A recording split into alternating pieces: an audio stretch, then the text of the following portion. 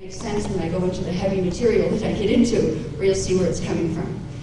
Next thing I'm going to talk about is the big picture. And the whole presentation is really about giving you a feel for what that big picture is, where the pieces of things fit together, so we can get an idea of what's going on here. We're going to deal with past and present contact and how this race has been duped.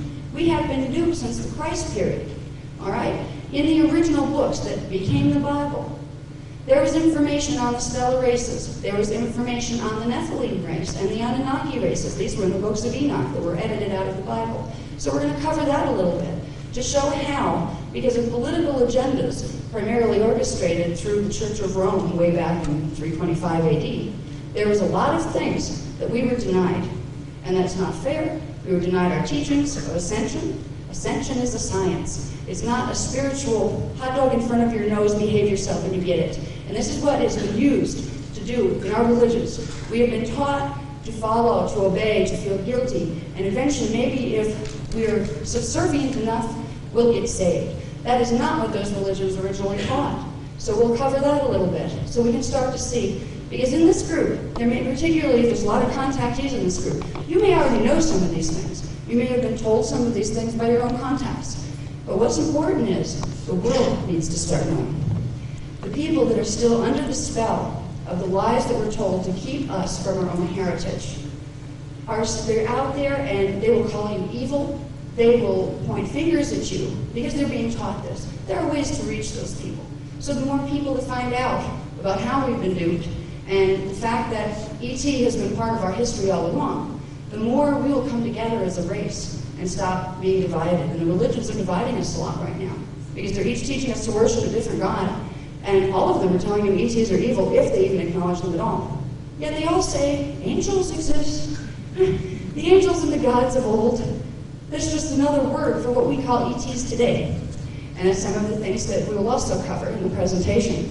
And some of the things that I won't be able to go in depth into in this hour that I'm supposed to have now. We'll cover more of it in the workshops. The workshops are going to focus on not only learning about things, I'm going to give you techniques for those of you who are interested in learning scalar mechanics. Scalar waves are standing points of energy that create the electromagnetic grid of light and sound that is the template that your bodies are built on. It's a template for the body, mind, spirit in dimensionalization.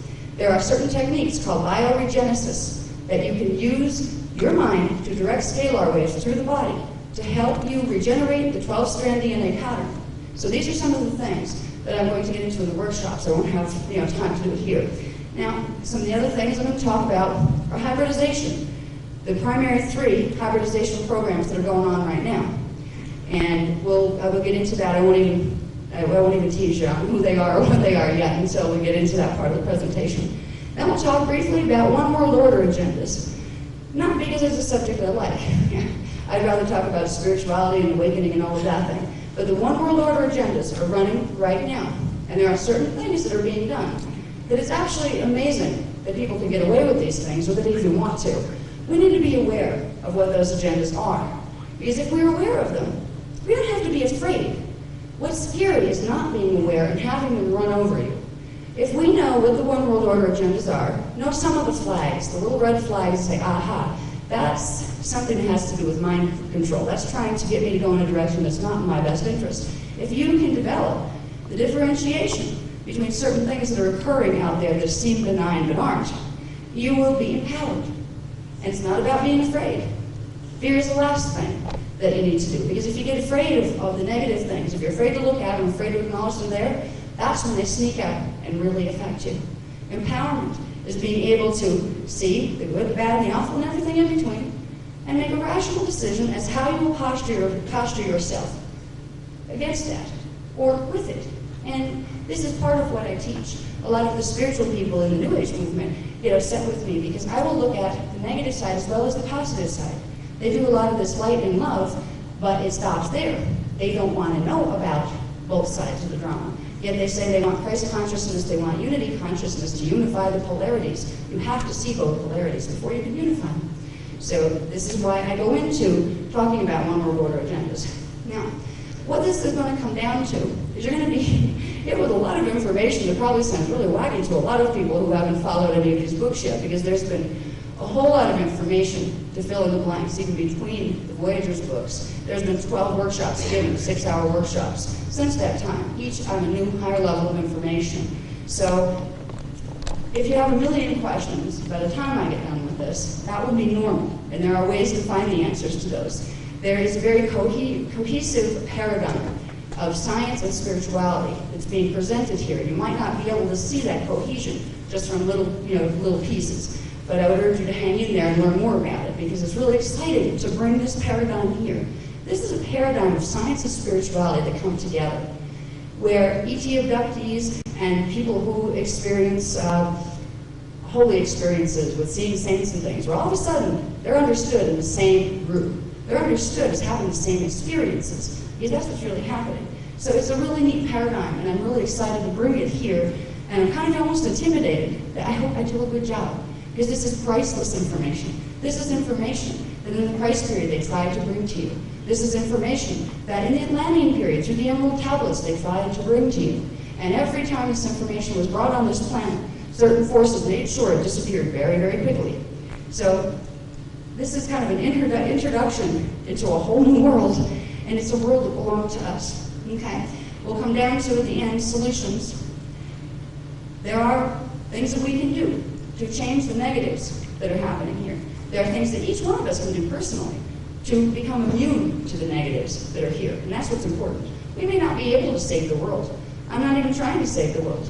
But individuals, if they have enough knowledge, are fully capable of saving themselves. You don't need somebody to save them if you know how to save yourself. And that's what it's about.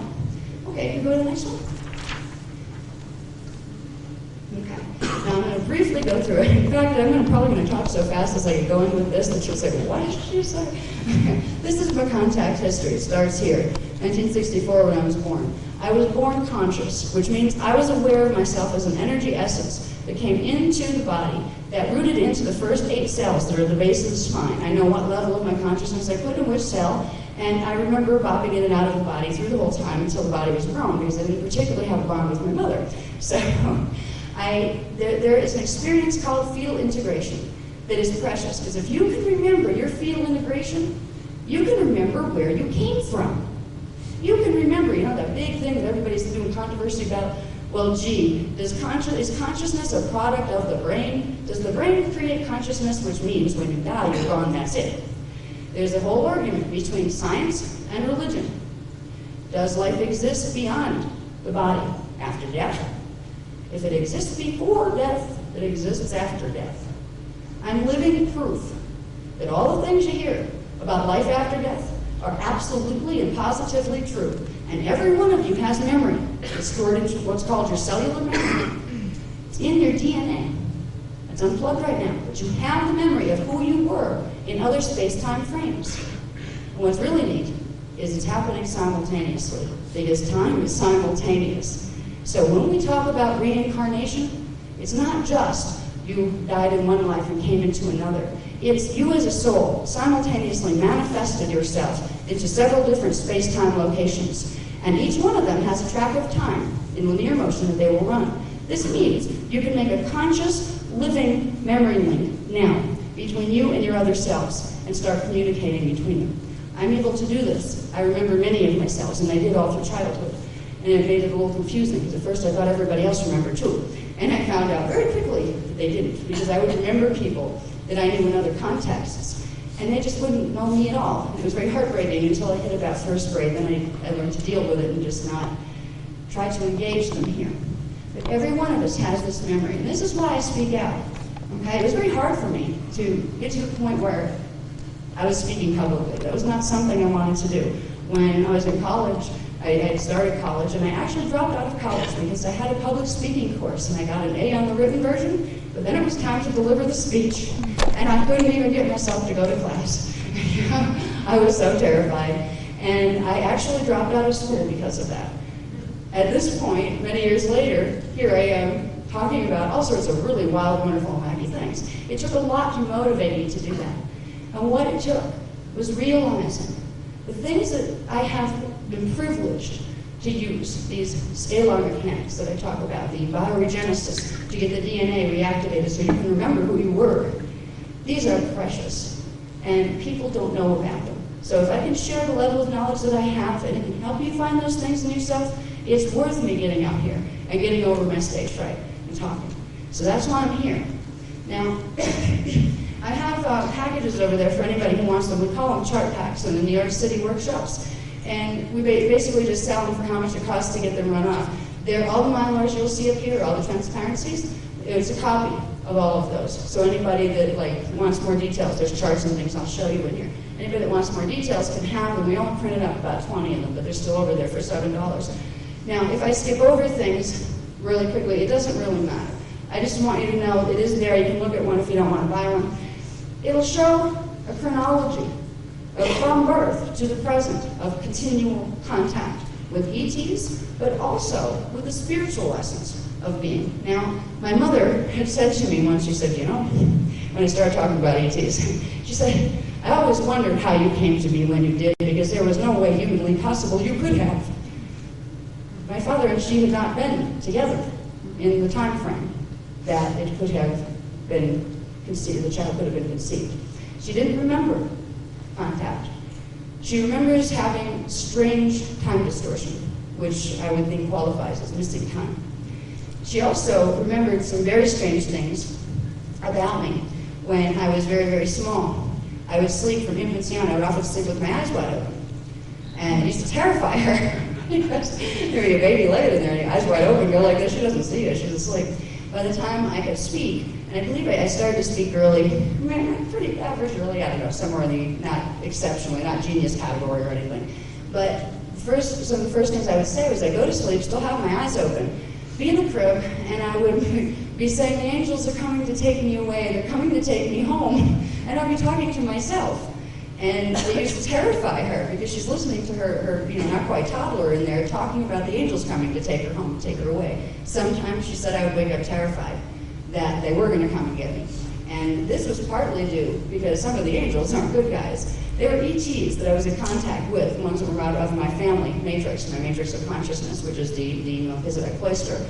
Others were what we call the intruders. They're the visitors that are here messing with people that they really shouldn't be messing with people. And because they are after a certain type of hybrid called an indigo child, which I was born as, they were trying to get control of my body since the time I was an infant. There are many indigo children here at this point. There are actually 500,000 indigo children among the populations. They started about 100 years ago coming in. The indigo children are in danger until they wake up and realize fully who they are and start to realize how to protect their fields. Because the other two intruder groups that are here, visitor groups, are trying to either body snatch them, which means get control of the neurological structure so they can direct them where they want, or they want to get rid of them, exterminate them. Because the indigo children have the ability to bring through the memory and the frequencies of consciousness that can help the races here learn how to block mind control that's done through electromagnetic pulse technologies. So they know the indigo children are a threat to the one world order agendas. So from the time that I was very, very young, we were dodging what we call psychic attack, which is fourth dimensional attack, trying to mess with me because I was an indigo child. Now, some other strange things about my growing up was my Aunt Kay, who I was his number 3 here. My Aunt Kay I was very close to.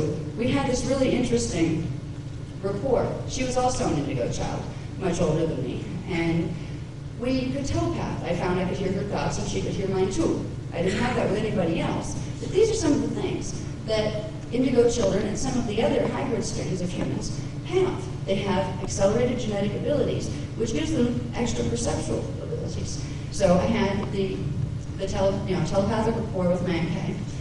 Where I started to get into trouble with intruders was through my father. Not directly, he was a great man. He'd also had a service record. He was a flyer, he was in the Air Force. And he happened to have a very rare blood type. He had AB negative. And he was on the lists for blood donations and round the clock blood donations and those kind of things in the services because it was a rare blood type. What he didn't know, it was also a flag blood type that tends to indicate something called the Grail lines in the human gene code, bloodlines that are associated with the crisis period and with the hybridizations that came through there. So this isn't common knowledge, but it is knowledge within certain ranks of the government and within the Zeta forces, the little gray guys that are running around messing with us. The fact that my father had that blood type put me on a hit list, even if they didn't know about the indigo, that would indicate I could very well be. So a lot of people don't realize it. Where do they get on the list to become a contactee or an abductee? It could be something as benign as somebody finding out your blood type and they know something about it that you don't. They put you into a genetic category that is of interest, and that's what happened with me. It took me years to figure out how did they track me down like they did, but they did. Now, the reason for the conscious birthing that I talked about has to do with the DNA. I mentioned this a little bit before. It has to do with the templates for the DNA. Science is identifying the chemical translation right now of the templates of DNA, and they see a double helix, and they see certain codings within that double helix. You'll always see a double helix, but you'll see different codings emerge as the template for the DNA activates higher and higher and higher.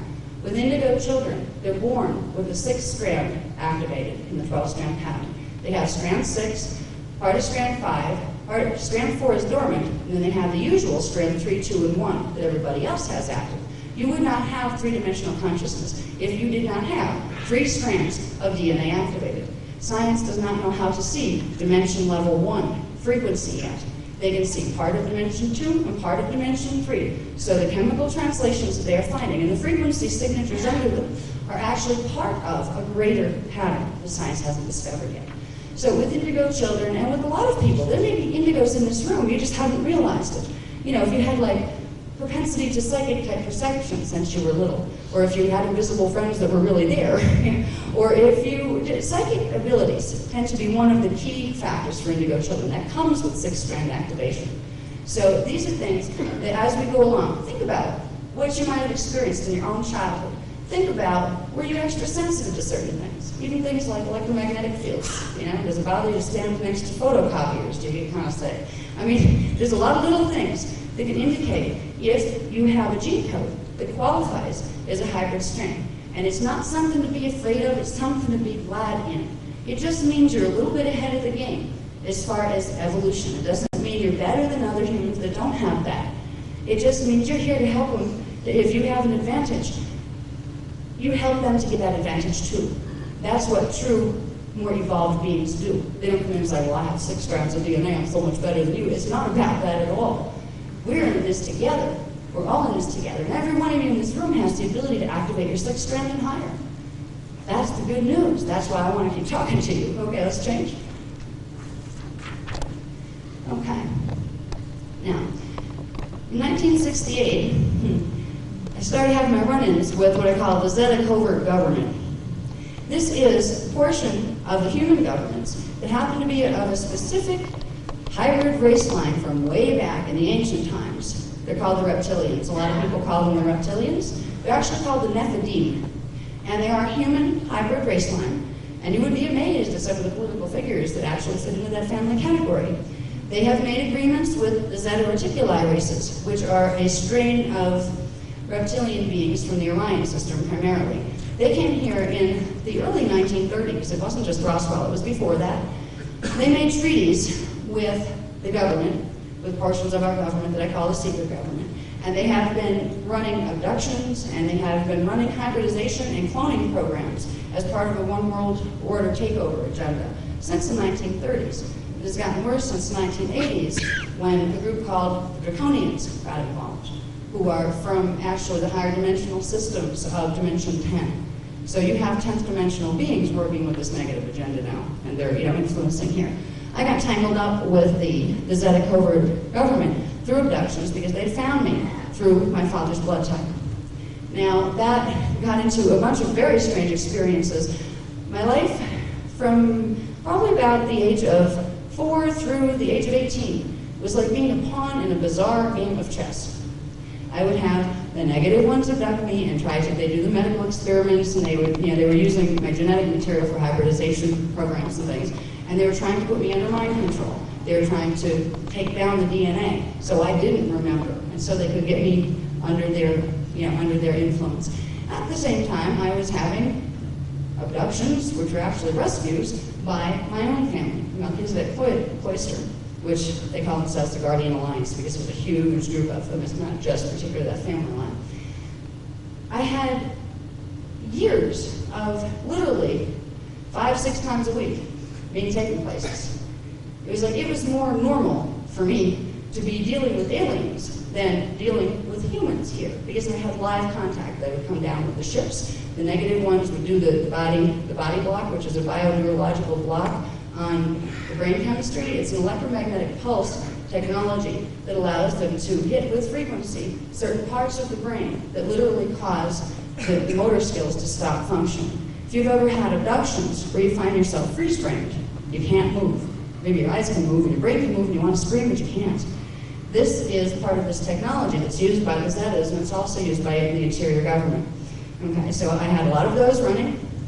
I had, at the same time, I don't have this listed up here yet, I had the Guardians coming in, trying to assist me, trying to undo the damage, trying to get me unplugged from the mind control they were trying to do, and trying to save my life. So it was very, very hectic. And I had conscious memory the whole time, which made it even harder. It's one thing if you're asleep and you're having these strange experiences, and maybe by the time you're 30 or 40, you go get put under hypnosis because there was something weird, and then you find it. At least you had a chance to have a normal life as a human. This was necessary, and I know on a higher soul level, I agreed to participate in these experiences so I would learn, so I would know the ins and outs, because I walked both paths. I would see what it was about so I could tell other people. But it wasn't easy. And there are people right now going through a lot of this. People are still being abducted by the negative side. This is one of the things, if you go hang out with the people in the New Age movement, which, hey, a lot of my teachings fit right into the New Age movement. But there's a group of them there that they don't want to recognize that the negative influence is still here. You will hear a lie being told there by several very, very prominent teachers. The Zetas went away. That something happened and raised something to D5 consciousness in our planetary grids, and they all went away, and now we don't have to be afraid, and now we don't have to worry about it. Why are people still being abducted and having medical experiments done on them? Because I have seen groups of abductees over and over and over that are still having terrible experiences with negative type of abductions. So when you hear those things coming from New Age people, God bless these people, they don't see what's happening. And the reason they don't is because they're in contact with things that are telling them not to believe those things are real anymore. Why? Because they're easy to manipulate if you put your guard down. If you don't think you need to learn how to protect your bioenergetic field from interdimensional manipulation, you're easy to manipulate. Some of these lies are being promoted in the highest levels of spiritual teachings. They're being put right in there with the good teachings. This is a ploy, and it's part of the One World Order agendas. Other parts of the New Age movement are wonderful. They're teaching you valid technologies. They're involved with definitely positive ET contact and high-dimensional contact. The New Age movement is becoming a very scary place because there are efforts being made right now to ensure that it divides, to make sure that they cannot unify under an understanding. It's being infiltrated, and that's one of the agendas that we'll talk about as we go along. Let's see. Anything else I need to touch on? Okay, now we can go on with that one. Yeah. Okay, we can run through these real quick. I'll give you the visual pictographs here. Okay, this was when I was 4 years old. I was playing out in the driveway of my aunt's trailer, and broad daylight, a little gray thing came up behind me. This was one of the negative ones. It had a little silver rod, and it waved the rod. Before I could run or scream, I was in that freeze frame state, and I was taken up into up high. Can you slow that down a little bit? Because there's a thing up there. Yeah, way up above. There was this big black triangle type ship that you could see up above the clouds, and I was literally levitated up. That's when the negative abduction started. That was the first physical negative abduction, and they got worse. We can go fast from these. Whoops, that one goes that way. Okay, these are some of the type of beings you'll meet with the Zetas. See these insect type ones over there on the left of the screen? They're called Zeta Arcanus. They're a type of the Zeta races. Everybody seems to think that it knows about Zetas, that they're just the little gray guys, and they know that there's some shorter ones and some taller ones. But there are much more in the Zeta races than just those. There are ones that look like insects, like the Zeta arcanus. There are other ones who are called Zeta Runelov, who have a completely different facial look. And all of them are united from their original race called the Zephelium. And the Zephelium are actually 10th dimensional beings. When their genetic code was in its normal form, they could hold 10 dimensions of consciousness. And they were blue-skinned. And they were very, very negative. They were blue-skinned reptilian race that has wreaked havoc with our history and our evolution for thousands and thousands of years. So the Zetas all come out of the Zephelium races. Okay, we go on. What this is, by the way, this apparatus, that apparatus there was a chelantic table. They use chelantic morphogenetic science, the science I talk about in my books. They use it in a negative way. They use it with external technologies where they can literally recode your body template and your DNA template by sending certain sound frequencies and light frequencies in. And that was a table that they used to do that. That was one of the ways they would try to put people under mind control. And it works. If I hadn't been fortunate enough to have the guardians, if I hadn't been fortunate enough to be an incarnation of one of the Amalur Melchizedek Cloister, I would not have got out of that situation alive. There's another reason I talk about the negative things. There are people that this is still being done to. And we need to be aware of it. We can do things to change it. Okay, this one, when I was age 12, I had one of the strangest abductions I've ever had. It was a negative one, but there were no ETs involved. I came out on my porch because I saw lights. It looked like lights coming. It was like very late at night. It looked like lights on the snow or the field out in the country. So I went out to see what it was, and I got grabbed as I walked out the door. One person on each side, and something went over my mouth, and I believe it was chloroform because I was out. I woke up, and I was in a military-type facility again. Now, I'd been taken to military bases that had lots of Zetas running around. But this was different. I was in a military facility in what looked like a hospital, and I was restrained. And there were human doctor-type people coming in, like giving me shots and these kind of things. And then I was dragged into this one area and interrogated. And that's what's being shown here. And they had given me some type of drug, and they were trying to get me to tell them I don't even know what, I still don't know what, probably about the good guys, because they knew I was actively being contacted and taken on the other side. That was the only abduction I'd ever had that had no aliens in it. They were all military-type humans. They were, I believe, they were Navy, a lot of them. And this is scary to me, because most of the people in our armed services, they're good people just trying to serve their country. They don't know about these things.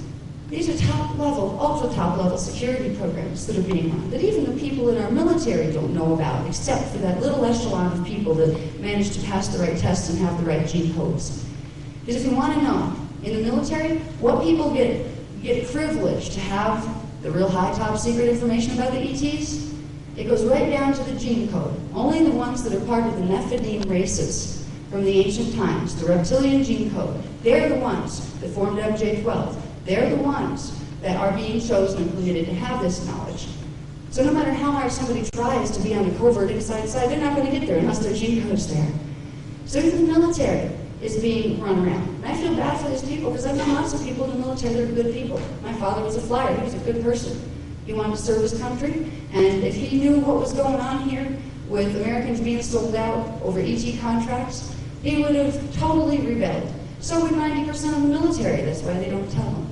If they knew what was going on here, if they knew that our democracy is being taken right out from under us, because that's what's happening here. The one world order agenda that's running right now, it's taking our democracy away. We have an illusion of democracy, but behind that, we have a dictatorship that's being run by a couple of groups of individuals, a couple of families of human Illuminati, human Nephilim families, that have to do with the multinational corporations, the world banking system, the world management team. It goes down to MJ12, and out of that came the CIA, and a whole bunch of things. If any good American realized what was taking place here, they would have absolute revolt on their hands. But that isn't the solution. It's not going to work. So I'm not saying rise up and revolt, no. We need to re-evolve rather than create revolution. Okay? Re-evolution instead of revolution, because revolution will just get us killed. If you don't get accused of being wacky and they lock you up someplace or they trash your career and make up stories about you to defame you and make nobody believe you, then they will, if they have to, just simply take you out and make you be gone. This is how this program works. This is going on in America and in other countries. If we ignore this, it isn't going to stop.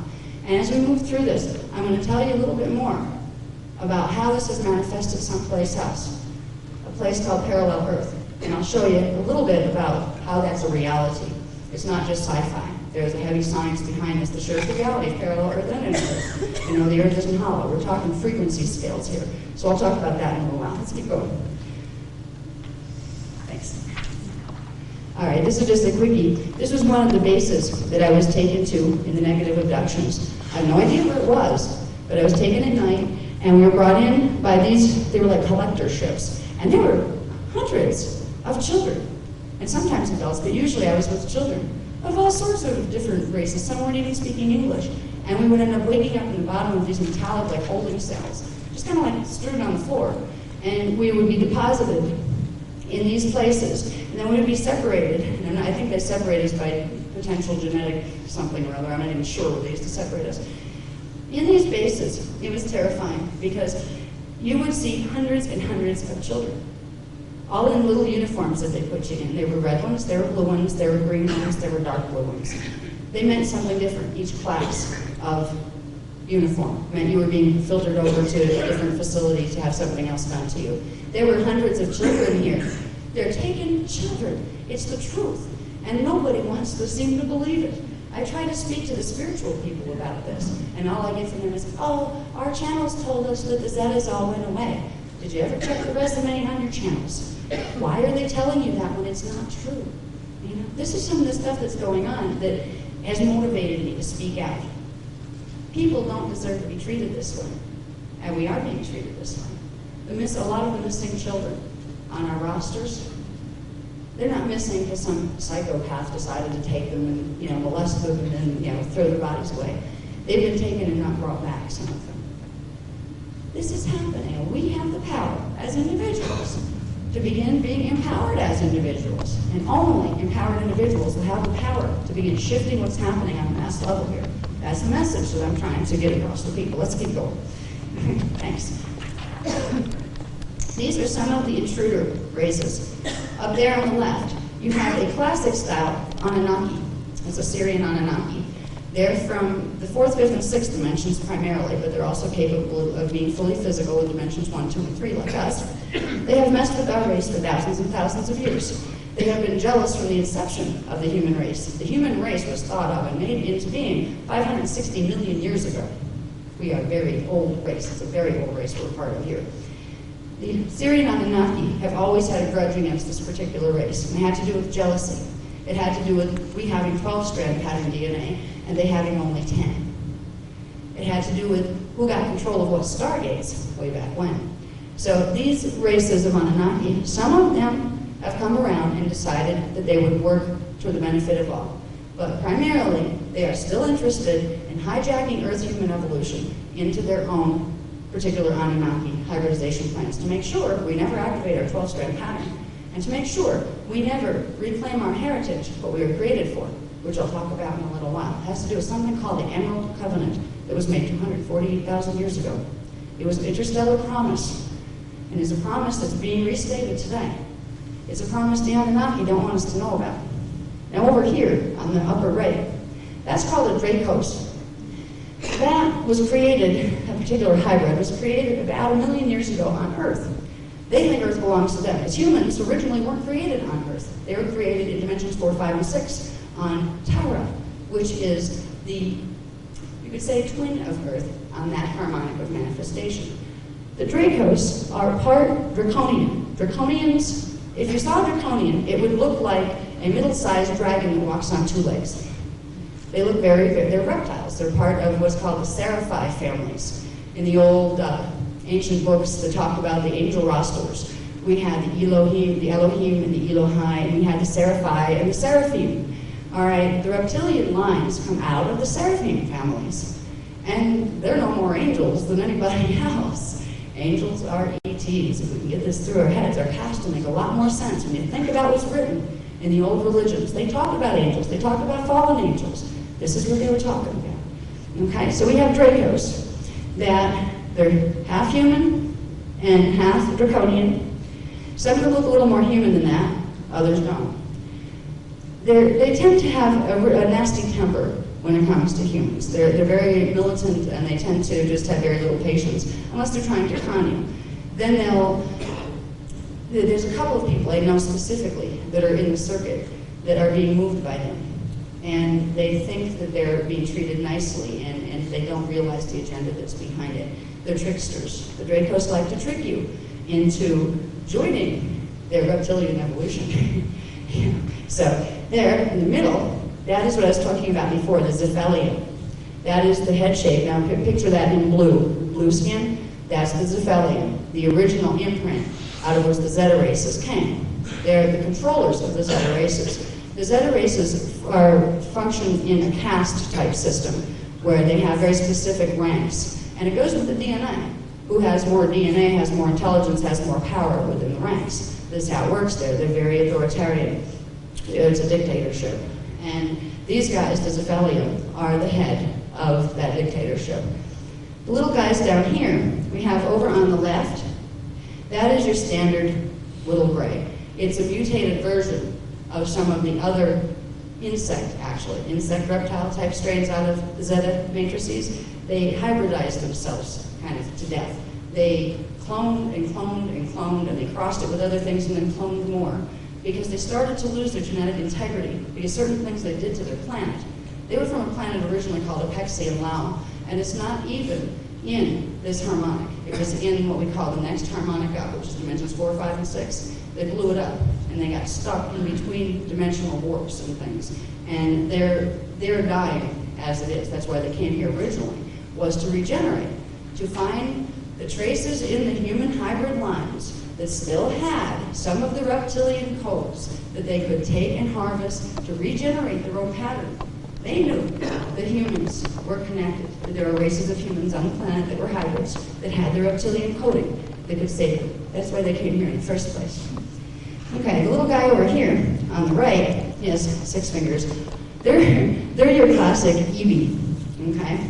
The EV guys over here, that's what they call them EVs. I don't know who coined that word, but it's one of our words down here. It means extraterrestrial biological entity, for lack of a better thing to call them. They're actually a hybrid between the Zeta races and the Dracos. And they have a little bit paler skin than the gray color. It's more of like a cheesy, yellowy gray kind of color.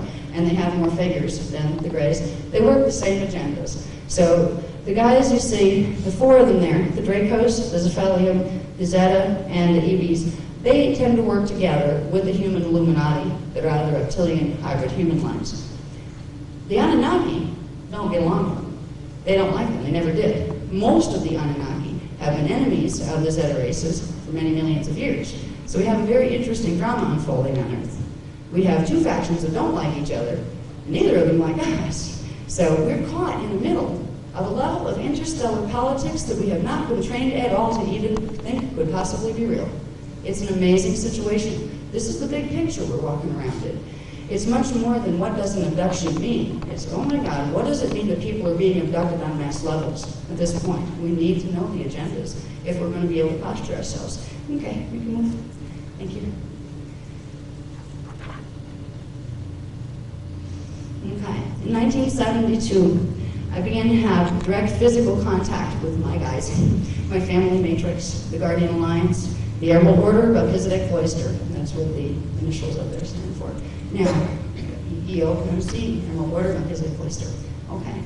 They made physical intervention when I was 7 years old with what freaked me out because it was another gray. It was actually a gray, except it had large blue eyes instead of large black eyes. I'd already been dealing with the little grays as nasty little militant soldiers working for the negative sides. I wasn't any too happy to see them. But it explained to me, it approached me in lilac bushes where I was playing at my grandmother's house, and again in broad daylight, and it said, I won't hurt you, so I want you to understand. They know what's happening, and they're going to stop it. You're safe now. So this is strange. Usually the grays are terrorizing me now. You know, this little gray is being friendly. What I found out was in 1983, there were amnesty contracts offered by the Guardian races to any of the grays to any of the negative ones that wanted to stop messing with humans, they would help them. They would help them with their evolution in a way that did not violate other life forms. In 1983, the Dracos and the Dracon from the Orion system got involved with the Zetas here, and a bunch of the Zeta races that weren't quite as militant as some others wanted out because they were terrified of the Dracons. And they accepted amnesty contracts with the Guardian races, and they're on a short leash.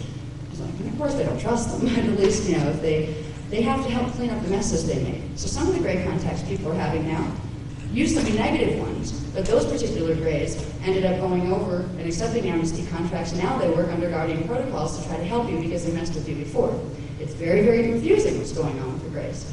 There's a group of grays called the Regalians that refused amnesty contracts. This group made agreements with the Draconian matrix. We call it a matrix of consciousness, because it manifests in numerous different race strains, but they're all reptilian. This is the D10, 10th dimensional matrix of consciousness. The Regalians made treaties with the Draconians, and at that point, the human Illuminati that had made treaties with the Zeta lost control of the whole game. That's when they became pawns, and they started to realize it. And at this point, the human Illuminati are scrambled. They don't know what yet to do with the situation. They're completely dominated by the Zeta Dracos Alliance. That's the Dracons and the Dracos and a couple of other reptilian groups. We have Torandaras and a couple of other ones coming in from the other systems that are backing these guys. This is a huge drama that's going on here. It's not just a couple of little grays running around. So we're stuck in a situation where we have large groups of very ancient interstellar kin coming back here, and they're interacting with us, and we can't tell. The person who's a contactee, on this level, you can't tell yet who's contacting you. Why are they contacting you? What does it mean for you? Some of you will feel a great deal of love for your contacts because you'll feel the family relationship. Some people, it is not just about the gene code being connected. Let's say you have a reptilian gene code that you don't know about any more than anybody else does. It's not just the gene code that you have. The people with the reptilian gene codes tend to incarnate as consciousness out of that matrix of consciousness in the higher dimensions. So when we have reptilian humans here, they are incarnations of the draconian matrix. That doesn't mean they're bad. Once they're down in human form, if somebody shows them they have the choice, they can choose not to play ball with the agendas that are harming other life forms. Just because you might have reptilian coding in your DNA does not mean you're a bad person. Just because you might be an incarnate out of one of their matrices does not mean you're a bad person. It means they're going to jerk you around until you find a difference. And if you find you're one of them, you can use bioregenesis of the DNA template to block anything they can do to mess with you. And you can choose as a free and sentient being, because you are in a human imprint now, and that's what will unify all the races. So there's a lot going on here, and there's a lot at stake. I'm touching on little things that I could probably take one subject and actually go for 4 hours of, but I don't have time to do that. So I'm going to keep rolling. I want to mention here the priests of Ur. Okay, the priests of Ur are a group of elder race humans that have been involved with Earth. They're involved with the inner Earth. They're involved with the higher harmonics of Earth that we call Tara and Gaia. But they're also involved with this planet. There are certain groups of them. One group is in Kauai, Hawaii, and they're physical people on the planet who are very, very old. Some of them are hundreds and hundreds of years old. They have DNA that regenerates, so they don't age the way we do. They are part of a security team that was appointed many, many millions of years ago when the human experiment was being formed. It was an experiment to see if we could unify all of the interstellar races through the human imprint. So the priests of Ur were the guardians of the human experiment since the time it began. These beings are contacting people now. I've had a number of people write to me or call me and say, what are those priest guys again? Because I think I met one. You know, they tend to look human, but they're very tall. And some of them are very, very good looking compared to the average, human that's here. They're like your classic pretty human. Some are female, some are male. It's not a patriarchal priesthood. It's totally egalitarian. And that's what all the teachings originally were. The Anunnaki are the ones who set the format here for the father-god male dominance thing, the patriarchy. True spiritual higher level beings know that male and female are just aspects of identity, and they're actually reflected in each other. One is not superior to the other. This is what the higher beings will teach you. The Anunnaki will teach you that it's a father god, and you're supposed to bow down to that father god, and women are lesser than men. This was how they controlled the breeders. This was how they kept the thumb on the ones who could bear the babies in their bodies, so they could make sure they could hybridize in the way they wanted to. What's scary is they got most of the women believing it. So for generation upon generation, women accepted the fact that God created me not equal, so I have to listen to somebody who may not be fair to me at all, just because God said it was that way. This is how we've been duped and deceived. And males aren't bad people that want to go around dominating women. They've been taught that they're supposed to. They were taught from ancient times that you weren't manly if you didn't go, playing word of the household, and you didn't teach your woman a lesson and your child a lesson if it didn't work. We have been programmed here.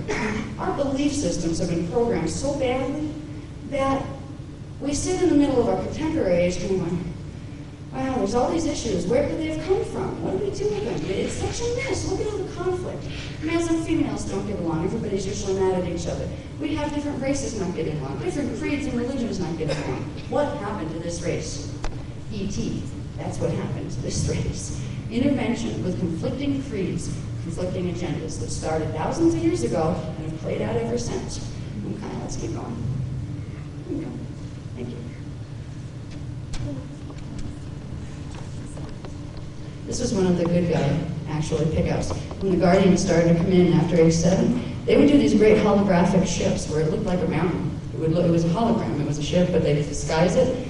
And they told me after a while, it says, we know that you can see the ship, but there's some of the other children that are having their DNA accelerated and that are being worked with, that they would be frightened if they saw spaceships. So they would actually create a hologram of something you might see out of a fairy book, or like a children's story, floating mountains and that kind of thing. They were trying not to frighten the other children. In the town, Carbondale, Pennsylvania, where my original contact started to happen, there were at least 30 other children that were picked up regularly by the Guardian Alliance.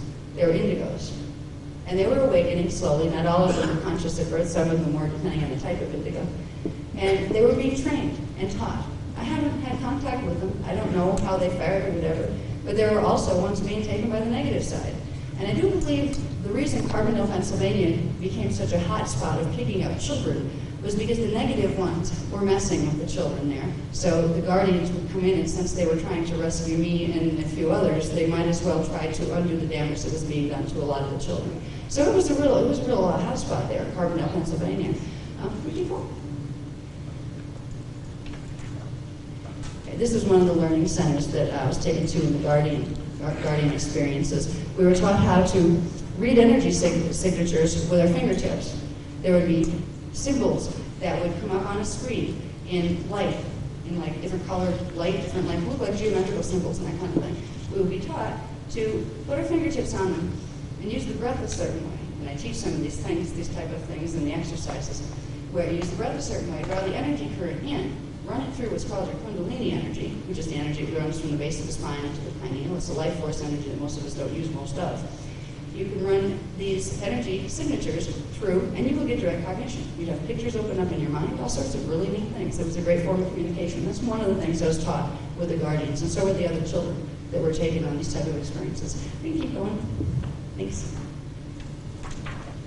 Okay, they also taught me once I hit about 13, they were doing almost nightly, these were the good guy grays, almost nightly out of body. They were teaching me how to do astral projection, how to do out of body. I could already do it a bit, but I didn't have control of it. I'd kind of find myself out of body and kind of freak out and go flying against the wall as consciousness and not know how to get myself undone. I remember hanging upside down on the ceiling and being in a body shape in my astral body, looking down at my other body sleeping, and I was hanging upside down like a bat. And for the life of me, I couldn't figure out how to get the head up and the feet down. It takes a while sometimes to get used to the astral body. And in these experiences, they were helping me. The Guardians were sending in some of the grays that were, on amnesty contracts to help me learn how to get control of the astral body so I would be good at it and, stop splattering myself on walls and things. Ready to keep going. Okay, these are Guardians. Some of them. There's many, many other forms. Some of them look very much like us. Some of them have been here for thousands of years. The Grail lines, the Christite lines, they like to call them. That's a hybrid strain.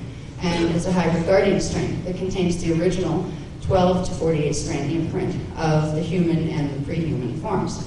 All right, what we have here, up at the top and the left, that thing, they won't be here probably visiting directly for about 500 years. A few people see them in encounters. I've had a few people come up to me. They're called Zionites. They're actually very scary looking, but they're not scary beings. They're very pure beings.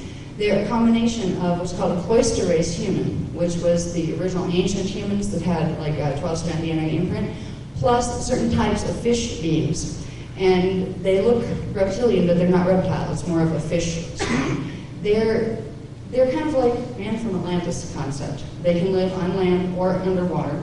And they're going to be here probably, if things go well here, in about 500 years, to really help settle the oceans and those kind of things, to help us with that level of evolution. They tend to only communicate with people right now in the etheric level or in subtle forms of contact because they know that their form and their size, they're very, very tall, something like 12 feet tall. They would be very intimidating for a human to meet physically. And because of all of the things we've been told about demons and what demons look like, because of their looks, they know they would be prejudged, and they don't want to frighten humans, so they tend to not communicate unless other groups have been working with a particular contactee for a long period of time, and you kind of get introduced to ones and don't panic, they're okay. So if you ever see them, they're Zionites. They have a very pure form of consciousness. I've dealt with them, and I've had them, they've actually served as guardians for me at certain times when I was under a lot of attack, psychic attack and things. They would run interference until I learned how to hold my own fields, which I do now. I don't need their protection now because they taught me how to protect myself. But they were very helpful, and they protect a lot of abductees and a lot of contactees, even though they don't, contactees might not be aware of it. The funny little guy in the middle there looks almost like Scrooge, down, yeah, in the middle. Yeah, the one that looks like Scrooge with the bald head. Here. Okay, there we go. Okay, now I got the pointer. Okay. All right. This guy here, that is called an Anahazi, or a Syrian white. The Anahazi are actually Lyran Syrians. They were the original founders race that the human lineage came out of before it became human. The Anahazi combined with a couple other things to form what was called an Orophene, which was the host race that the first original human imprint, called the Tornisium, was put into. These guys are the founders of this lineage. And they look a little funny, and they're very, very white, and they have some strange looking eyes. They can go, their DNA allows them to transmute from literally pre-matter, liquid light, all the way down into manifestation if they should choose to do so. This is what we have the ability to do once we get our DNA activated. You can teleport, you can demanifest, you can remanifest. This is the heritage of this human race. These guys are living that heritage, okay? They know how to do this. They work with people who tend to have contracts here, who came in with birth contracts to serve as part of the awakening of the races here, because there was a big awakening going on in this time frame. And as we move along, I'll talk about a little bit about why that awakening is happening at this particular period of time. But they're the Syrian whites. These over here, they're the Bigfoot guys that everybody's wondering if they really exist. They're called the Queventilier. They were actually started before the human race to try to have those that be the race that would become responsible for being guardians of the planet. But they were so sensitive to the natural world of the planet, they couldn't break a leaf off of a tree without feeling pain. They couldn't move rock or affect the environment. They had to allow it because any type of infringement on the environment would cause them pain. So they turned out to not be a really hardy enough race in terms of their sensitivities to be able to do the manipulations it would take for for race evolution here. If there was going to be a race that was going to help to unite all the fragmenting interstellar races, it was going to require building things on planets, and building things required moving stone and different things like that. These guys had a real hard time with that because they felt the consciousness in every living thing. But they still monitor. Most of them are from the inner Earth. People wonder why they can chase them all over, they can never find them. They're not beaming up on spaceships, most of them. They're coming from what's called the inner Earth portals. There's a frequency modulation zone that exists about half turn over as far as the angular rotation of particle spin goes. There are reality fields taking place within the same space-time as we are. But there is a shift in the axis that the particles spin on. So they don't see each other. They literally move through each other. The inner Earth qualifies as one of those spaces, so does parallel Earth. So there's a lot of things that we need to learn about physics before we're really going to understand what's going on here. But these guys come up from the inner Earth a lot.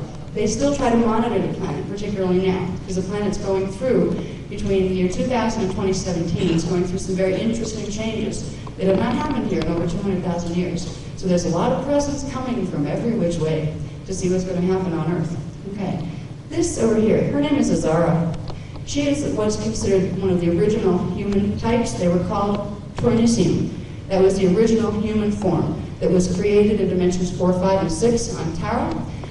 It was out of that strain that the 12 tribes of the Earth human lineage were seeded by breaking down their DNA pattern into 12 groups. And that's where we got more gender differentiation that we have down here. We didn't have that when we were in these forms. There was still male and female, but it was much more blended than here. Her name is Azara, and she is one of my regular contacts. She's also an incarnate, like I am, out of the Melchizedek cloister, matrix of consciousness. But she last had her physical incarnations about 550 million years ago. She's been out of the game of physicality for a long time. But I still have telepathic rapport with her, because we're all eternal. This is one thing people here tend to forget because of the belief systems we're raised with. Every one of us here is an eternal being. And as soon as you remember your fetal integration process, you realize it. Yeah, I did come from somewhere else. I always did. I was always around. You realize that you have many, many lifetimes, many life experiences, and then no matter what you do, energy is consciousness and consciousness is energy. And energy cannot be created or destroyed. It only changes form. That applies to you too. That applies to your personality, to your being. You evolve, you grow, you experience. There are beings in this form, some of us in this form. We have connections to them. We actually have incarnations in those other forms, in the higher universes. This is something that most people here don't have any concept of yet. Some are saying, okay, I can deal with reincarnation. I had other human lives.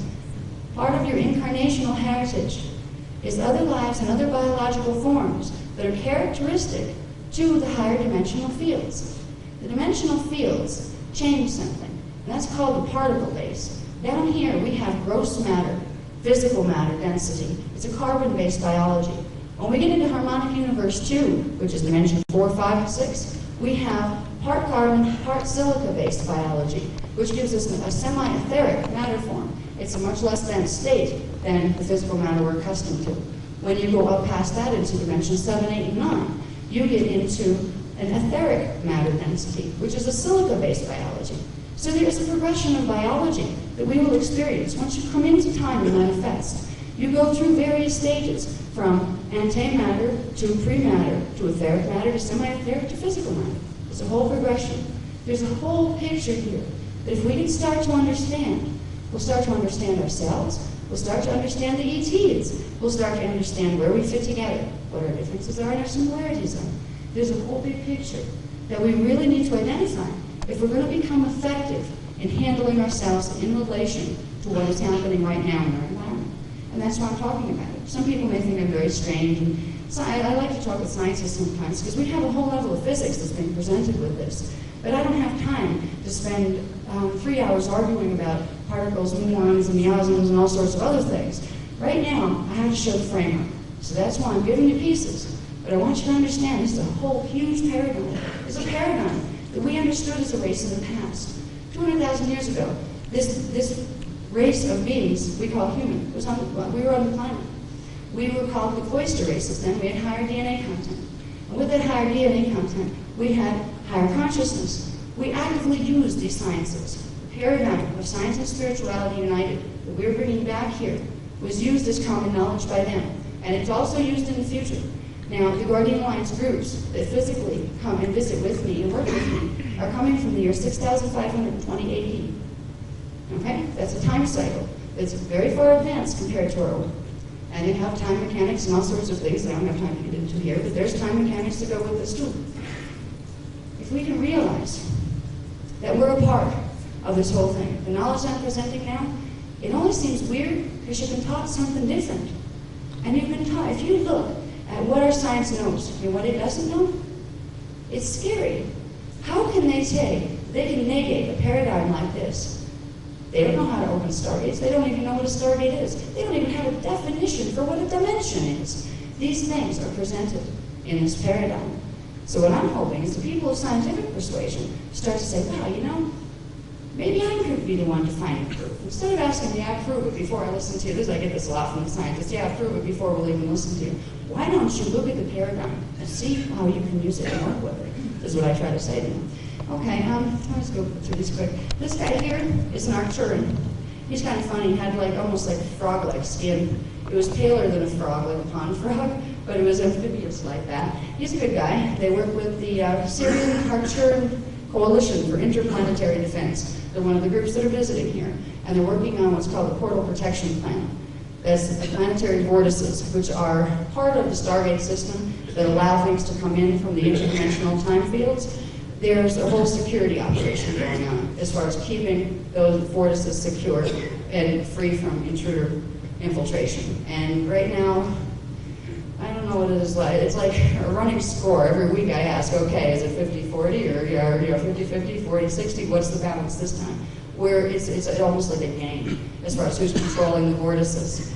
Right now, for instance, in New York City, that has been under, for a good 8 years, that has been under negative control. It's been under control by the human Illuminati. They're working with the Montauk Project, which has to do with the base that's out under the water in the triangle. There's a whole connection there.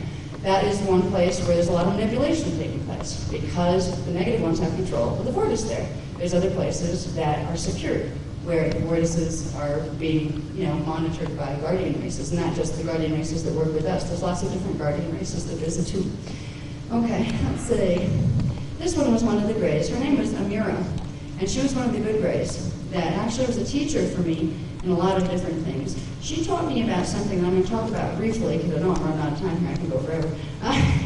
Amira taught me about something called the Cloister Doratura plates. Now this is what's going to be very interesting. These plates are little discs that they almost look like little flying saucers. They're made of a metallic substance that's part platinum and part something else that's not of a metal from here. They're holographic recording discs. They store huge, vast amounts of information. They were given to the cloister race humans 248,000 years ago as part of the gift of the Emerald Covenant. The Emerald Covenant was a promise from the interstellar races all the way up the higher dimensional scale to assure that Earth humans got to evolve back into what they originally were, which was a 12-strand DNA pattern. It was a promise that we would be able to re-evolve and not be hijacked.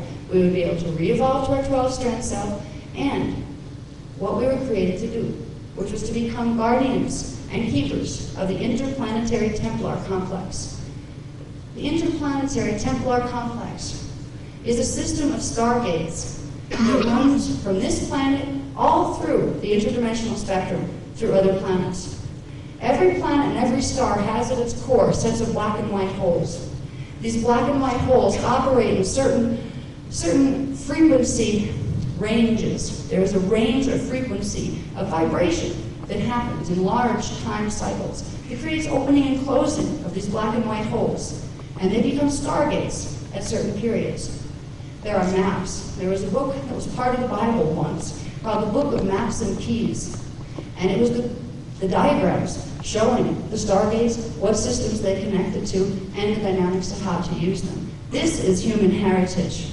Right now, all we hear about Stargate is that Stargate shows on TV, the SG-12 or whatever it is, and the sliders, perhaps. This is all we get on Stargates. Once upon a time, it was taught. It was taught in every school. Every child at the age of 4 knew what a Stargate was. It was intrinsic to our culture.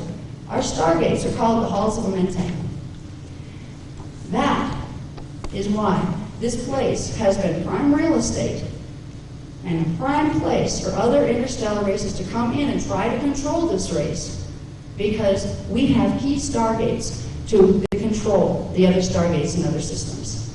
So Earth is valuable real estate in the interdimensional communities. Because of this, they don't want humans down here to evolve back to what they were created to be, which was guardians and keepers of the stargates. If we're back to our 12-strand evolution, if we get our memory back and remember who we were, what we came to do, Nobody's going to come in here and use those stargates for negative purposes, because we were created as a sacred trust to bring what's called the law of one here, to make sure the stargates were run by something called the spiritual law of one, which in the scientific translation is the universal unified field of theory of physics. There is a pattern of unified field physics that certain things work and certain things mess things up. If you put it just as simply as that, there are certain practices of physics that will work well and allow things to continue evolving, and there are other practices that will make things fall apart and create major issues and will be life-threatening rather than life-supporting. The law of one spiritual teachings were meant to uphold the physics teachings, the science teachings of how to work with the energy structures of a multidimensional system without collapsing that system and all the life forms within it. Human race was created to be guardians of that law, to let other interstellar races who had gone into digression know that they could not use these powers to abuse other things. Because if they do, they're only harming themselves in the long run, because all life is interdependent and interconnected. So these are some of the things that this race was created to uphold. And this is why we've been a target for a very long time, particularly the Earth humans down here. If you could keep us stupid, if you could keep our DNA unplugged, then we didn't remember who we are. We come in here, we're conscious beings until we birth here. Then all of a sudden we go to sleep because our DNA blocks out the rest of our consciousness. Every one of you has a 15-dimensional identity. It's there with you right now. And it was there with you from the time you were born. The only reason you don't remember it is because when you come into fetal integration, most people have only 3 strands of DNA activated. That means only 3 levels of consciousness, 3 dimensions of consciousness will be able to embody. Your higher dimensional parts, which you can call your spiritual identity, from dimension 4 through 15, can't anchor consciously in a body pattern that only has 3 strands of DNA activated. But through bioregenesis, you can activate those strands again. You can progressively bring them back into life, and it creates integration of your higher self. You'll begin to remember who you are and what you came to do. That's what it's all about. This is where science and spirituality go hand in hand, and it's so important that we realize it. Okay, I'm going real quick. I'm trying to flip through these two. Okay, this one here is, oh gosh, I haven't seen it in a long time. Ramthankana, they call themselves. They're a hybrid version that are connected to the Mayans, actually. The Mayan races that were on the planet once, they're kind of like the keepers of time, even in the higher harmonics. They work with the guardians. They're hybrid of about 6 different things, so I'm not even sure what they're hybrids of, but they have given the first book, the Voyagers, Sleeping Abductees. Part of the information in that was given directly by them through what's called kinetic communication. That's where they actually send you little emails. If you look at the 6th dimensional level and higher in my auric field, you would see little spheres of energy, little balls of energy hanging there in the field. And it's not direct contact, it's like leaving an email for somebody. And when I want to, unravel what that information is, I take it and pull it into my pineal gland, run energy from the kundalini at the base of the spine up through it, and it opens up and it translates through my natural language patterning into my home language. So that's how the first manuscript was given for Book 1, Voyagers. So they're the Ramthankana down there in the corner on the right. Beautiful. And the top right. Oops. Very top. Oh, this guy up here, I forgot about him. They're called the Athian. All right, these are white, they look like very large white praying mantises. There's also a version of them that are more like gray and dirty and kind of scaggy looking that are negative, but the white praying mantises and also gold ones, because they get gold as they age, they're from about the 10th dimension, but they're connected to the higher dimensions as well. They accompany a lot of people in their abduction experiences. They work, if you see an Athian, if you're having experiences with a gray, say a little gray, or those type of beings, and you have Athian with them, the Athian are there for a couple of reasons. They're either there as infiltrates to try to help you get away from negative grays, or they're there to help train grays that have come over to the good side on how to treat humans properly. The Athian are connected to, they're one of the races that were combined with these guys to form these Zionites. They're a very ancient race of beings. They're much older than the human species was. And they're from the higher harmonics, and they're an eternal race, which means they don't really die. If they get sick of being in a body, they just demanifest themselves. But they're visiting a lot here with the abduction experiences. Okay, I think we covered everybody there. Okay, his name is Jonathan. He's one of the priests of Ur. This guy. I deal with him frequently. When you see him in his natural form, he's about 11 and a half feet tall. He's blonde and has very tan skin and very, very blue eyes, and he's very, very handsome, but he's very large. When he manifests here, he sends like a little holographic version of himself, so it's like size proportion, so you can kind of interact with each other. He's one of a group of about 12 priests of Ur that work out of the Kauai, Hawaii base. And he comes through. These guys are time travelers. They can, come. They don't have to like have a house in Kauai. They have certain areas underground that there's actually tunnels in some of the mountains there, and there are physical places where these guys hang out. But they're not always there because they're bobbing around time systems a lot. But his name is Jonathan. At least that's what he addresses himself as here. His name is really something that's very long and not pronounceable, at least not to me. Some of them have very long names because they're using a language called Anahazi, which was the first outer sound language. All other languages came out of it. Anahazi was the original language of these guys up here. Whoops, I lost my pointer.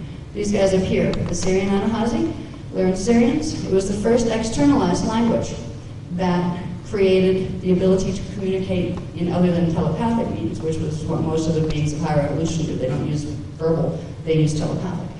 So if you end up in contact experiences with guys who have really, really strange names, ask them to just spell it phonetically. That helps sometimes, and if not, just ask for a nickname. Because a lot of times we're dealing with a language that's so complex, it's like trying to take the large language that all the other languages fit into, and then try to translate that into one of the other languages. You're not going to get that much into one of the smaller languages. So you won't get a lot of the translations when they're given in Anahazi. Okay, let's flip. I think we're ready. Okay. All right, this is going to be in those packs over there, the little chart packs. I'm not going to cover this because it'll take me another half an hour. I'm already probably over time, and I want to get to the point of all this, which is the agendas. This is about the Carbondale UFO event of 1974. To run it down briefly, something crashed 3 blocks away from my house in a silk pond, and it glowed for 9 hours under the water. And they had the Civil Air Patrol in, and they had the cops in, and they kicked the media out, and all sorts of things. And it was a fiasco for about 4 days. And right before this, there had been about a week in the local farm areas around Carbondale, there had been reported TV outages and power outages and flying saucers flying around, all this kind of stuff, sightings all over the place. Well, by the time the whole fiasco ended, it got written up as it was a hoax. It was a lantern that was thrown in the pond, and it had a 9-volt railroad battery to it. So this 9-volt battery kept it going for 9 hours under the pond. Then explain why it was seen flying 5 miles away over Salem Mountain and 5 miles from that place and ended up in a pond with witnesses on both ends. They covered this up. And I was having abduction and contact experiences before, during, and after this. I think it was about a week before this went down, I had Grays, the nasty ones, chasing me around my living room. So it was like, yes, no kidding, there's ETs here. I knew that. But I want to show you real quick some of the newspaper articles. I'm just going to show you the headlines. Just bring it down for the headlines. It's not the little words. Okay, search underway for the UFO Carbondale Pond. Okay, we went from there to the next one. Carbondale's UFO identified as 6-volt railroad lantern. Interestingly, they didn't let the Civil Air Patrol guys or any local divers, they didn't let any of them go down to get it. They hired some other guy from Syracuse University and had him come in with special equipment to go down and retrieve the lantern. Found that very interesting because there were many other places. There were 3 UFO investigator groups from various parts of Pennsylvania that had come to the scene, and none of them were allowed to go down. Okay, so as it progresses, the UFO witnesses stick to their original stories, which was, hey, we saw this thing, it's no lantern. The UFO experts have the doubts about it, being a hoax because they wrote it up in the papers as it being a hoax. I had some other, I don't know if I have it with these, I don't think I do, but somebody had given me a copy of what was supposed to be an inter-office memo from something called the 20th Century UFO Bureau out of, I believe, Philadelphia at the time. And I believe the guy's name was Robert D. Barry, was the director. He had written an inter-office memo to the people in his office regarding this case, saying that they had been forced to lie to the media, the three groups, to concur that nothing had happened. They had been threatened, that there had been 8mm movie shot of the whole thing and it disappeared, that it was a cover-up. And he had said right in the memo that he felt bad for the people, the witnesses that came forward, because they were being railroaded. There was no railroad land, they were being railroaded. So there's a lot more to this case. I haven't even emphasized this when I talk. I figured I'd bring it out with this group because this is a UFO type group, it's not just the spiritual guys. But there's cases, like mass events going on around me, not just my own personal experience. Okay, we can keep going. 20 years later, still, they don't know. Okay. Now, this just shows between 78 and 97, there was a whole bunch of other different levels of contact. And again, if you want to look at them in the chart packs afterward, we can, because my experiences are less important. I think I showed you enough to where you see there's a real progression here, so I might know what I'm talking about. I want to get to the important stuff that you need to know about what's happening here. So, okay, that was the Mantis experience when I had the fortune of meeting one of the 12-foot Athian beings. And I had a bunch of missing time there because I wasn't quite ready to be let in on some of the agendas that were running. It was a mass event in a theater that we had light balls flying all over the place. We can go through those real fast. Okay, I do have, in 95, I ended up with a hybrid child. Her name is Charlemagne. It was the first time I got to see her. And she was in this thing that actually looked like a crystal. They have something called citycraft that are parked in the fourth dimensional frequency bands in the time cycles of fourth dimension. It's a little bit less dense matter state. And that's where they're keeping many of the hybrids. And there's many women who have been contacted here who do have children in these places. And if they're created through experiences that were not negative, that were not through negative abductions, there will be a time when those women will be approached by guardian groups and asked if they would like to meet their children. They won't do that. The guardian groups won't do that if they think it will interfere with your evolution here, or if it will terrify you or frighten you, or get you so attached that you can't stay here. This is one of the big reasons that they don't tell some of the females that they blank the memory as far as having the children, because many females here, once they realized that for one, the ETs are friendly, for two, their environment up there is a whole lot nicer than what we have down here, and they treat people nicer than most humans treat each other. Three, you have a child there. Most females would want to go, And this is a problem, where it becomes a real problem for the female. They're very torn, particularly if they have family here. And a lot of times the memory will be withheld until it's a better opportunity where it won't mess up your life as a female here by getting attached to a hybrid child. Now, they knew I could deal with it as far as I understood she was there and she needed to be there for health reasons. She would have died with the carbon content in the atmosphere down here. And that was okay with me. I knew she was in good hands. Plus, I have 3 children here. So for me, it was like, well, I look forward to joining her someday, but they need me here. So it wasn't an issue of whether I was going to, pick up and leave or, get suicidal because I wanted to go there. I mean, we can keep going real quick. Someone's going to have to tell me to stop because I never look at my We're about watch. 25 minutes over. Oh, well, I'm sorry. Oh, no, it's for dinner. Okay, this always happens. I'm used to 6-hour presentations, so I will try. Let's see. I'm going to go through my thing here real quick. We can cover more of this if anybody comes to the workshops. Let's see. These chart packs, by the way, get into DNA and all sorts of other stuff. The main thing, I'm going to go right to the end, I think, on this. The one thing I want to tell you about is the reason why they're all here. I'm going to find that for a second. I'm going to go to page 22. Why have the visitors returned? Okay, this is one thing I want to get across to you real quick. And they are here because of something called a stellar activation cycle. All right, I won't get into the time mechanics involved, but once every 26,556 years, there's a possibility for this to happen. But it has not occurred in over 200,000 years. 210,000, 216 years ago was the last time this event has occurred. It's a physics event that involves blending of time continua. It involves opening of stargates. And we are in a very delicate period between the year 2000 and 2017. We could have Earth changes if the grids are not balanced here. This is why the guardian races have really come in force. They're going to try to help to keep the electromagnetic grids of the planet balanced through this. Okay? We're facing something that is unprecedented in any of our recorded human history. And I will talk more about these. I actually have whole workshops that were done on these, and they'll be available on video very soon. We have the book. They're not quite put together yet as a package. There's so much here that I would like to be able to share with you, and I'm already 25 minutes over. But I want you to know that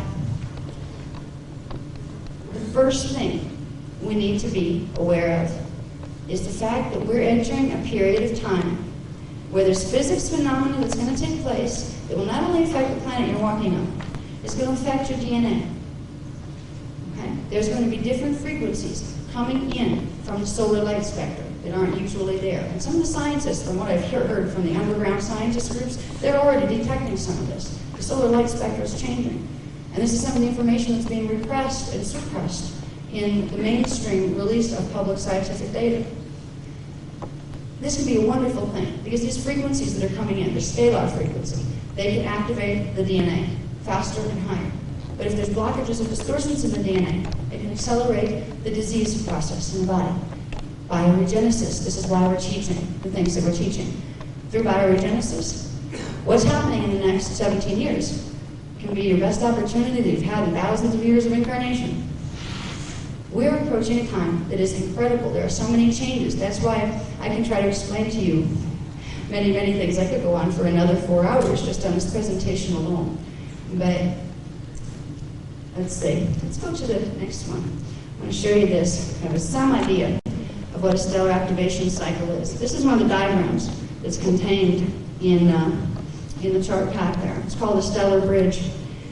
It's a linking through the 15-dimensional scale. We have harmonic universe 1. See HU1 over there? That means harmonic universe 1. That's dimensions 1, 2, and 3. Okay? Up from that, harmonic universe 2. Dimensions 4, 5, 6.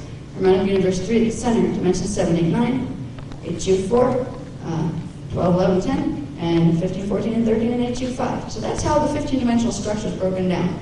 Now, I didn't have time to get into, in this one, about how the structure of the time matrix is formed. It's about scalar mechanics, all right, and there's this heavy science behind this, but I don't have time to go into that right now. But if we can understand that there are electromagnetic fields called Merkaba spirals that every planetary body, every human body, every body in general that is manifest, has sets of counter-rotating fields, Merkaba fields, that go up through the dimensional scale and link the different levels of the matter densities together.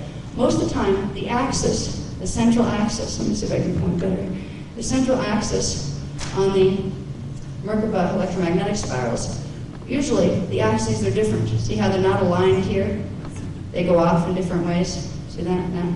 What's happening in a stellar activation cycle is they align on a vertical axis, which means that stargates, portals open between the dimensional bands. And this brings frequency from the higher dimensional fields down into the lower dimensional fields. There's a real quick analysis of what's going on here in the next 17-year period. It goes back into what they talk about in biblical revelations of the opening of the 7 seals. They were talking about frequency seals on Earth's 7 primary vortices or chakras. This happens as a result of a stellar activation cycle. They knew it was coming, even in the times when the biblical texts were written. So there's many, many things that is worth learning about right now. We have some of the programs that you can start learning, and I suggest learn everything. Anywhere you can find information, find more. It's worth it. If you want to learn some more, we will be doing the workshops. You know, there's one tonight and there's one on Sunday. What I'm going to focus on is trying to get you familiar with certain techniques that, first of all, will block out intruder manipulation. Now, I didn't get to cover, because this is really a 4-hour presentation, not a 1-hour one. I didn't get to cover the primary agendas. I will tell you what they are, and if you want, they're listed. This is very coherent and chronological in the text, the text that's over there. It will show you all of the things I would like to cover, but I just had to jump from the beginning kind of to the end and I'll make the middle, which is important. There are 3 agendas running by 3 different groups who have had interaction with us for thousands and thousands of years. One group are called the Templar Anu races. There is a race of humans on the planet that for thousands of years have been hybrid races of the Templar Anu. The Templar Anu are the Anunnaki races, and they are trying to hijack human evolution into Anunnaki hybridization, and they have a one world order agenda. They're working through the New Age movement right now, teaching false ascension teachings. You can't tell the difference in the New Age movement, which teachings are true and which aren't, because they're taking good teachings and twisting them. You have your classic draconian agenda that's happening right now, with the Nephilim human reptilian races, and the Zetas, and the Dracos, and the reptilian race strains. They're trying, I'm wrapping it up, they're trying for one world order. They are in conflict with the Anu races who are trying for one world order. So right now, the human Illuminati in the secret government is being divided.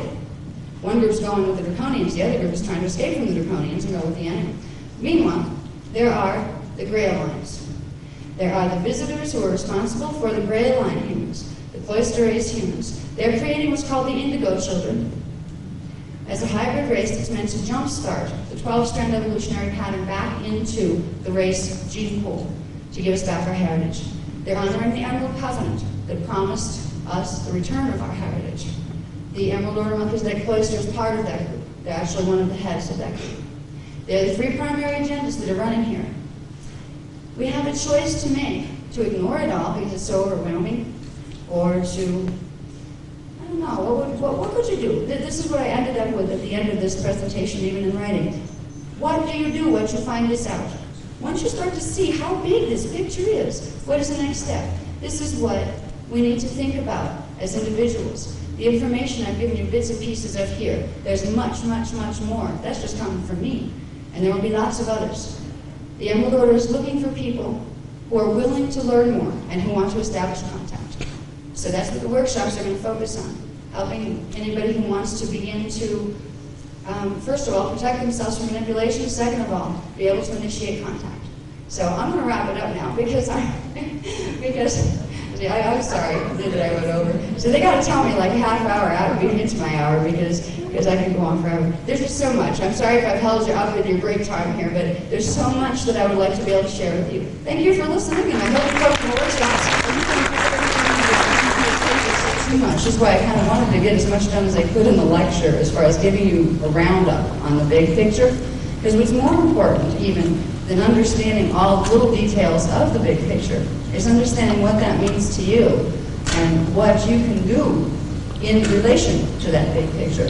So most of the workshops that I've given to date have been about using the knowledge of spiritual sciences that were the ancient sciences and also the sciences of the future to teach us about what we can do with our own bioenergetic fields to begin to deal with this big picture. So we don't have to worry about, at least personally, being directly affected by manipulative ETs. So we can get on to more important things as far as becoming integrated within our own self. We can start to remember our fetal integration, for instance. We start to remember what we came here for.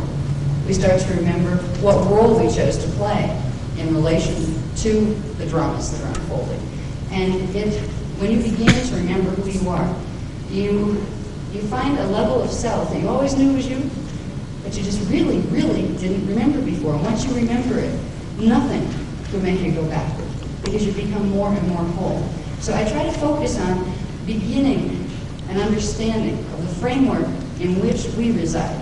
It's the same framework that the One World Order agendas are taking place in.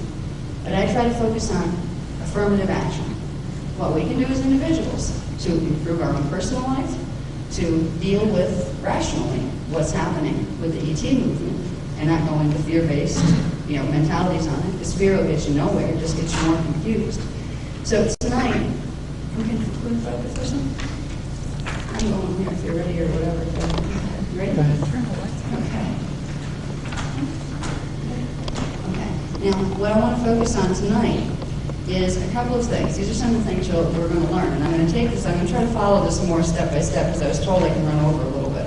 So at least this time I have the leeway. Okay. First, I want to teach you a bit about the scalar structure of dimensional fields. I've thrown the word dimension around a lot and scalar around a bit. And for most people, that's like speaking a different language because we don't get that in high school or college. We're not taught about these things. I want to give you a basic framework of understanding as far as where space, time, and matter take place. when we're talking about scalar fields, it's a very specific science that goes into ultra-microparticle behavior. It's a level of science that our contemporary scientists have not yet detected because they are still functioning within a very limited frequency or dimensional spectrum. So I'm going to give you a basic, I'm not going to give you a whole course in physics here because it's not about physics, but